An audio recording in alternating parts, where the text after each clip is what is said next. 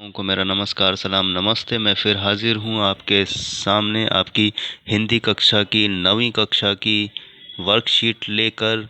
पाठ हमें पढ़ना है वाक, जिसकी कवि हैं यानी कवयित्री हैं ललद्यद। हमें पुनरावृत्ति करनी है। कार्यपत्रक हमारा 54 है और तारीख है 11/11/2020।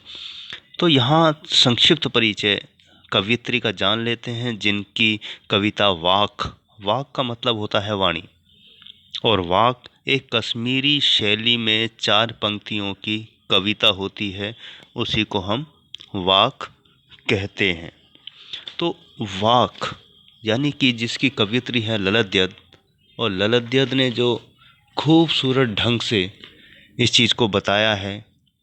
आप ये समझिए कि जो हिंदी कविता में स्थान कबीरदास जी का है, वही कश्मीरी भाषा में या कहिए कि कश्मीरी कविता में स्थान ललद्यद का है।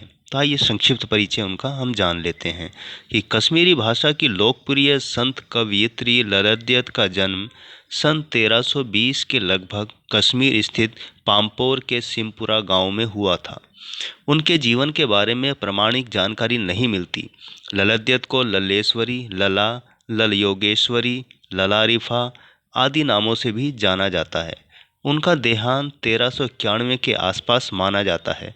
ललद्यद की काव्य शैली को वाक कहा जाता है। जिस तरह हिंदी में कबीर के दोहे, मीरा के पद, तुलसी की चौपाई और रस खान के सवैये प्रसिद्ध हैं, उसी तरह ललद्यद के वाक प्रसिद्ध हैं। अपने वाकों के जरिए उन्होंने जाति और धर्म की संकीर्णताओं से ऊपर उठकर भक्ति के ऐसे रास्ते पर चलने पर जोर दिया जिसका जुड़ाव जीवन से हो। उन्होंने धार्मिक आडंबरों का विरोध किया और प्रेम को सबसे बड़ा मूल्य बताया। लोक जीवन के तत्वों से प्रेरित ललद्यद की रचनाओं में तत्कालीन पंडिताऊ भाषा, संस्कृत और दरबार के बोझ से दबी फारसी के स्थान पर जनता की सरल भाषा का प्रयोग हुआ है। यही कारण है कि ललद्यद की रचनाएं सैकड़ों सालों से कश्मीरी जनता की स्मृति और वाणी में आज भी जीवित है। वे आधुनिक कश्मीरी भाषा का प्रमुख स्तंभ मानी जाती हैं। तो प्यारे बच्चों, यहाँ आपने देखा कि ललद्यद का महत्व कितना है, कि कश्मीर के लोग आज भी उनके वाक, जो उनकी कविता है, चाहे आप दोहा कह सकते हैं, पद कह सकते हैं, कश्मीरी जनता आज भी किसी न किसी रूप में उनको याद करती है, उनको गाती है। तो वो बहुत प्रसिद्ध हैं। ठीक वैसे ही जैसे कबीरदास ने भी उन सब ढोंग आडंबरों का विरोध किया, उसी तरीके से ललद्यद ने भी इन सब चीज़ों का विरोध किया। कबीर ने भी प्रेम को सबसे मूल्यवान बताया, महत्वपूर्ण बताया। ललद्यद ने भी महत्वपूर्ण बताया। ललद्यद मीरा की तरह ही मस्त थी। वो समाज मर्यादा इसका ध्यान नहीं रखती थी, वो केवल ईश्वर और वो। तो कम उम्र में ही उन्होंने ईश्वर को जान लिया था, पहचान लिया था, और वो कहती थी कि ऐसे लोगों की मैं चिंता नहीं करती जो ईश्वर से नहीं डरते, और जो ईश्वर से डरते हैं तो मुझे उनकी भी क्या परवाह करनी। तो इसलिए वो समाज में गाती, मुस्कुराती और नाचती रहती थी। उनको किसी भी मर्यादा का ध्यान नहीं था, केवल ध्यान था तो ईश्वर का, ईश्वर की प्राप्ति का। तो प्यारे बच्चों, आइए हम पढ़ते हैं इस वाक के पहले हिस्से को कि कवयित्री क्या कहती हैं। तो वाक हमें पढ़ना है, इसका पहला हिस्सा कि रस्सी कच्चे धागे की खींच रही मैं नाव, जाने कब सुन मेरी पुकार, करे देव भव सागर पार। पानी टपके कच्चे सकोरे, व्यर्थ प्रयास हो रहे मेरे, जी में उठती रह हुक, घर जाने की चाह घेरे। तो प्यारे बच्चों, रस्सी कच्चे धागे की खींच रही मैं नाव, जाने कब सुन मेरी पुकार, करे देव भव सागर पार। कि रस्सी कहती है कि रस्सी कच्चे धागे की जो सांस है, जो हम ले रहे हैं, जिससे हमारा जीवन चल रहा है, और नाव ये शरीर है, शरीर रूपी नाव, और सांस के माध्यम से हमारी ज़िंदगी चल रही है। तो वो कहती है कि ये तो कच्चे धागे की तरह है कि कब टूट जाएगी, कुछ नहीं पता है, मैं तो उसको केवल खींच रही हूँ। जाने कब मेरी पुकार, सुन मेरी पुकार, करे देव भवसागर पार। कि ईश्वर मेरी पुकार कब सुनेगा और मुझे संसार के बंधनों से मुक्त करेगा। पानी टपके कच्चे सकोरे, व्यर्थ प्रयास हो रहे मेरे। कि जिस तरह से कच्चे घड़े से पानी टपक कर कम हो जाता है, क्योंकि कच्चा घड़ा जो है उसमें से पानी निकलता रहता है, टपकता रहता है। तो वो कह रही है कि मेरे जो प्रयास और कोशिशें हैं ईश्वर को प्राप्त करने की, उसको महसूस करने की, वो कच्चे सकोरे जैसा है, मटके जैसा है, घड़े जैसा है। कि मेरे प्रयास भी उस कच्चे घड़े की तरह पानी टपक टपक कर कम होते जा रहे हैं, यानी कि व्यर्थ हो रहे हैं। जी में उठती रह रहूँ, घर जाने की चाह घेरे। और कवियत्री ललद्यत ये महसूस करती है कि ज़िंदगी बहुत छोटी है, थोड़ी है, जाने कब अंतिम सांस टूट जाए। और वो अपने परमात्मा से, ईश्वर से मिलना चाहती है। उसके मन में बहुत ज़्यादा उत्सुकता है कि किसी तरह ईश्वर से मुलाकात हो जाए, उनका एहसास वो पा जाए, उनके दर्शन प्राप्त कर ले। ऐसा कवियत्री की इच्छा है। तो आइए अर्थ जानते हैं हम कि कवियत्री ने इन पंक्तियों में अपने इंतज़ार और प्रयास का वर्णन किया है, कब उनका मिलन परमात्मा से हो जाएगा। जिस तरह कच्चे घड़े से पानी टपक टपक कर कम हो जाता है, उसी तरह कवियत्री का जीवन भी कम होता जा रहा है। इसी वजह से वे व्याकुल होती जा रही हैं। और कब ईश्वर उनकी पुकार सुनेंगे और इस संसार रूपी सागर से उनका बेड़ा पार लगाएंगे। इन पंक्तियों में कवियत्री ने परमात्मा के निकट जाने वाले प्रयासों को कच्चे धागे से खींचे जाने वाली नाव के रूप में बताया है।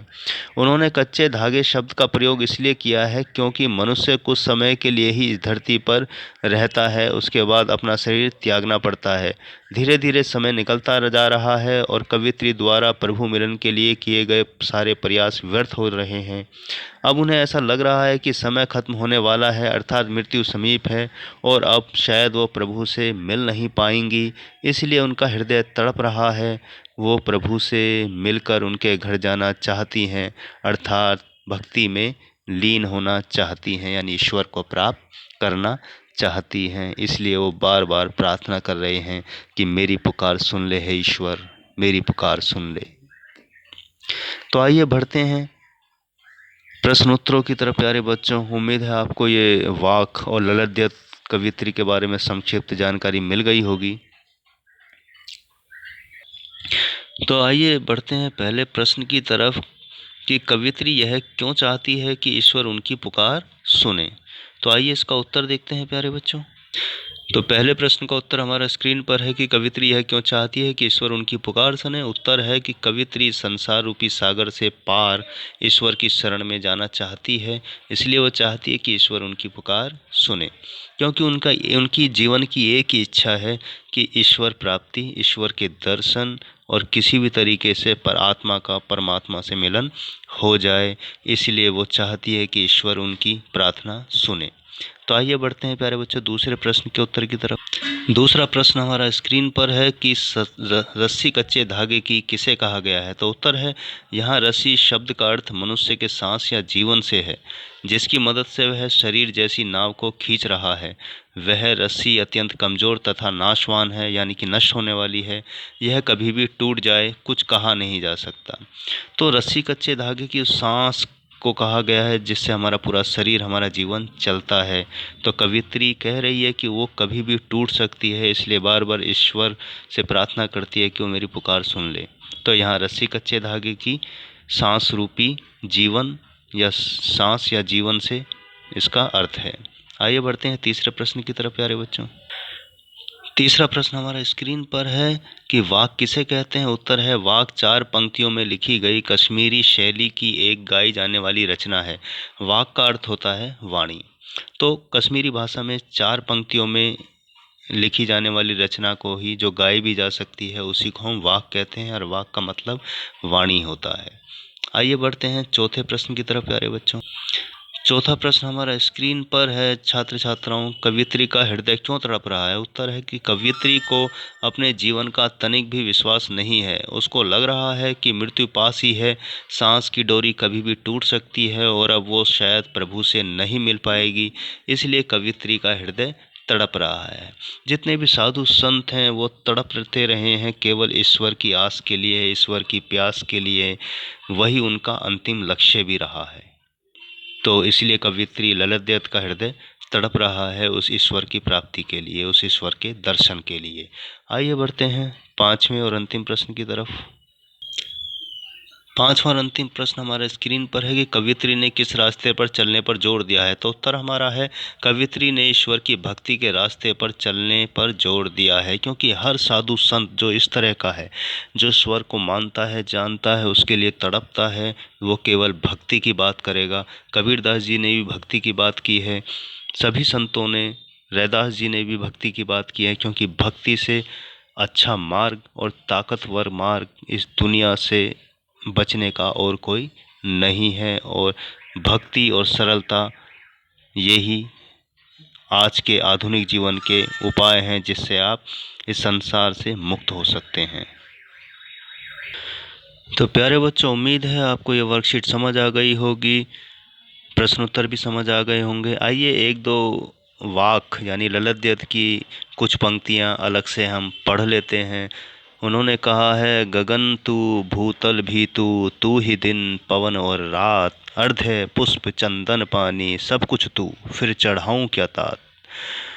प्रभु को ढूंढने घर से निकली मैं, ढूंढते ढूंढते रात दिन गए बीत, तब पंडित प्रभु को निज घर में ही पाया, बस मुहूर्त साधना का निकल आया मेरे मीत। आगे वो कहती हैं कि चाहे लोग हंसे या हजारों बोल कसें, मेरे मन आत्मा को कभी खेद होगा नहीं। मैं हूँ अगर सच्ची भक्तिन शंकर की, आईना मैला कभी धूल से होगा नहीं। तो ललित अपने आप में एक बेहतरीन कवयित्री हैं और कश्मीर में उनका नाम है और उनकी वाणी यानी वाक को वो लोग गाते हैं। आज भी वो जीवित है वहाँ की जनता के बीच। तो बच्चों, हमें इनका महत्व समझना चाहिए। केवल संत परंपरा में पुरुषों का ही योगदान नहीं है, महिलाओं का भी बराबर का योगदान है, जो हम ललित को आज पढ़ रहे हैं। तो आइए मैं लेता हूँ विदा, इस उम्मीद के साथ कि आज की वर्कशीट आपने अच्छी तरह समझ ली होगी।